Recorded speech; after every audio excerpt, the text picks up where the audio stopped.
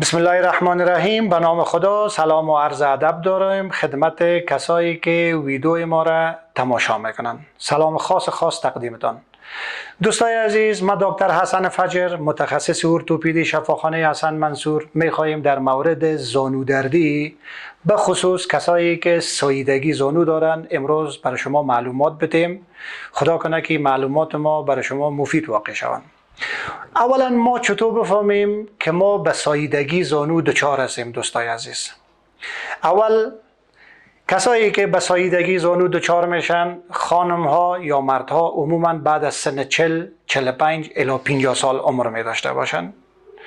دوم، کسایی که به ساییدگی زانو مواجه هستند زیادتر زمان اینا شکایت میکنن، میگن دکتر صاحب وقتی که من در زمین میشینم دوباره پس از جای خود برخاسته نمیتونم تا وقتی که من از یک جای محکم نگیرم.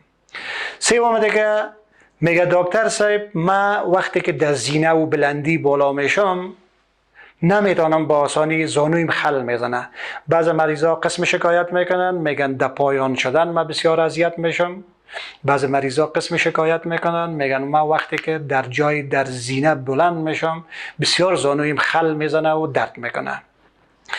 کسایی که به ساییدگی زانو مواجه هستند عموما زمانی که پیاده روی طولانی مدت اینا می داشته باشن، در آخر روز خصوصا شب زانوهای از اینا بسیار شخ می باشه، پشت زانوهای از اینا بسیار شخ می باشه و صبح که از خواب می خیزن بیدار میشن شخی می داشته باشن و اندک اوزیما یا پوندیدگی می داشته باشن. خب کسایی که به ساییدگی زانو مواجه هستند کدام کارها را باید اینا انجام ندن؟ یک، کوشش کنن که لایف استایل یا شیوه زندگی خود تغییر بدن. مثلا از کموت بلند استفاده بکنن. کموت فرشی باعث ازی میشه که اینا سر دو پای بشینن، زانو دیگه هم به ساییدگی مواجه شوه و عمر زانوهای از اینا کوتاه شوند.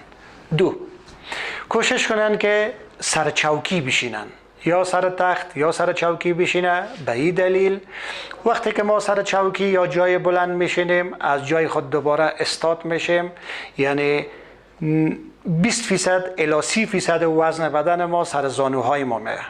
وقتی که ما در زمین میشینیم زانوهای ضعیف ما مجبور است که 100% وزن بدن ما را متقبل شود و با این شیوه ما عمر زانوهای خود بسیار کوتاه میسازیم. سوم، کوشش کنیم که در زینه و بلندی در جاهایی که بلند است در اینجا زیاد تا و بالا نشیم. و چهارم، بدترین حالتی که یا بدترین ورزشی که درد زانوهای ما را بسیار زیاد میسازه دوش است. دوش و ریسمان بازی یا خیزک زدن باعث ازی میشه که درد زانوهای ما زیاد شوه و ما توسط از این طریقه ساییدگی زانوی خود که از گرید اول و گرید دو و گرید سه، یعنی گیره ما پیشرفتش میتونیم به گرید 4 بزنیم یا به درجه 4 مبدلش بسازیم.